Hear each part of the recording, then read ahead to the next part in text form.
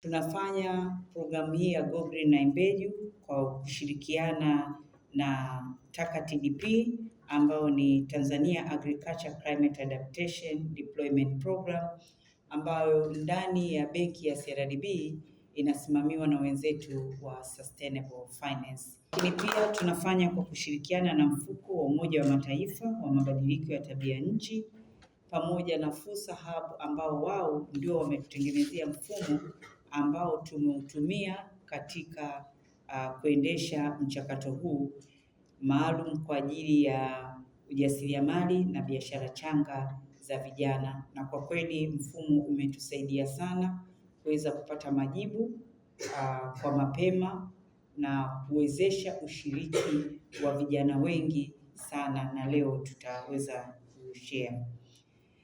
Uzinduzi huu ambao tuliufanya pale tarehe 12 mwezi wa pili Dodoma, ulikuwa ni sehemu ya jitihada pana za kuunga mkono utekelezaji wa Dira ya Maendeleo ya Taifa ya 2050 ambayo inalenga kujenga uchumi jumuishi, shindani na unaojali mazingira kwa vizazi vya sasa na vijavyo.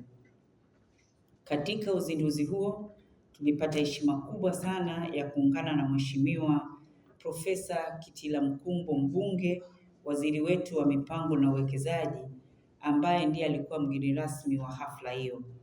Mheshimiwa waziri hakutoa tu baraka za serikali kwa programu hii, bali pia alitufungulia rasmi dirisha la maombi kupitia jukwaa la kidijitali la Fursa Hub, hatua iliyowezesha vijana na wajasiriamali kote nchini kuwasilisha miradi yao pamoja na biashara zao zinazolenga katika suluhisho la kijani.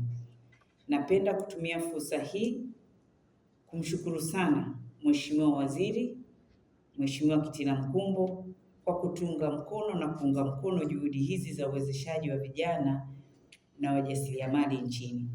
Lakini vile vile kipekee na kwa heshima kubwa na tunatoa shukrani zetu za dhati kwa serikali ya awamu ya 6 chini ya uongozi wa Mheshimiwa Rais Daktari Samia Suluhu Hassan kwa kuendelea kuweka mazingira wezeshi kwa sekta binafsi na taasisi za maendeleo kushirikiana na serikali katika kujenga uchumi jumuishi na endelevu.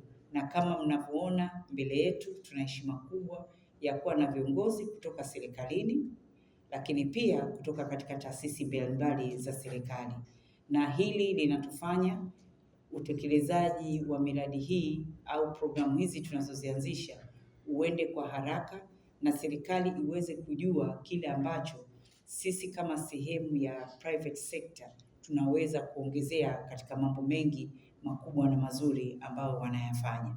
Programu ya Go Green na Imbeju imeanzishwa kwa lengo la kuhamasisha na kuendeleza ujasiriamali na biashara changa za vijana zinazotumia ubunifu kutatua changamoto za mazingira na wakati huo huo kutoa fursa za ajira na ukuaji wa uchumi katika nchi yetu.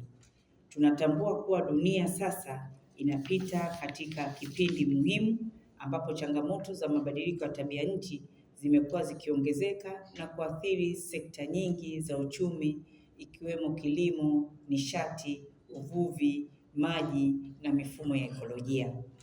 Kwa Tanzania, changamoto hizi zina athari kubwa hasa kwa vijana wengi ambao wanategemea sekta ya kilimo, uvuvi na biashara ndogo ndogo kama chanzo cha kipato chao. Hivyo basi, tuliona ni muhimu kuanzisha mpango maalum ambao utasaidia vijana kutumia ubunifu wao na kugeuza changamoto hizi za kimazingira kuwa ni fursa za kujijengea kiuchumi na kuanzisha biashara nyingi ambazo zinaweza kwenda kuwasaidia kuwa sehemu ya ajira yao au sehemu ya kujipatia kipato. Kupitia programu hii ya Go Green na Imbeju, tunalenga kuwawezesha vijana ambao wako katika makundi matatu. Kundi la kwanza ni vijana wanaomiliki kampuni changa, yani startups. Kundi la pili ni vijana wajasiriamali na wafanyabiashara ndogo ndogo na wale ambao biashara zao hazijarasimishwa. Na kundi la mwisho ambalo ni la tatu ni vijana ambao bado wako vyuoni, lakini wana mawazo ya biashara ambayo yanaweza kugeuzwa kuwa biashara halisi. Makundi yote haya matatu yanatakiwa yawe na ubunifu au biashara ambazo ziko katika uelekeo wa uchumi wa kijani, kama vile kilimo himilivu dhidi ya mabadiliko ya tabia nchi, uvuvi, matumizi ya nishati safi na jadidifu, teknolojia za maji na umwagiliaji, usimamizi wa taka na mazingira, pamoja na ubunifu wa kidijitali unaosaidia kulinda mazingira yetu na kuboresha uzalishaji. Kupitia Go Green na Imbeju, washiriki wa programu wanapata fursa ya kujifunza, kuboresha mawazo yao ya biashara, kupata ushauri kutoka kwa wataalamu na hatimaye kupata uwezeshaji wa kifedha utakaosaidia kukuza miradi yao, lakini pia kuwaunganisha na masoko mbalimbali pamoja na wawekezaji. Baada ya uzinduzi wa programu hii na kufunguliwa kwa dirisha la maombi tarehe 12 Februari, tulishuhudia kiwango cha mwitikio kutoka kwa wajasiriamali, biashara changa na vijana mbalimbali ambao ulikuwa ni mwitikio mkubwa kabisa.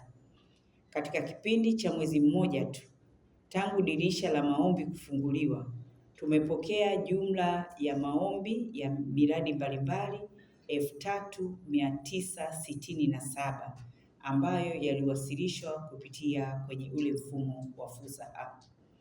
Hii ni ishara tosha kwamba vijana wa Tanzania wana uwezo na wana mawazo mengi bunifu, lakini kubwa, wana uthubutu wa kujaribu fursa mbalimbali ambazo wanaletewa.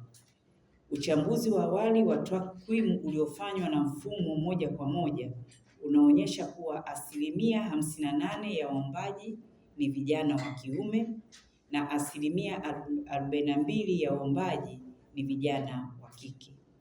Lakini nitataja mikoa 10 ambayo imeongoza kwa vijana wake kutuma maombi. Mkoa wa kwanza ni Dar es Salaam, ikifuatiwa na Dar es Salaam, jipigeni makofi. Ikifuatiwa na Dodoma.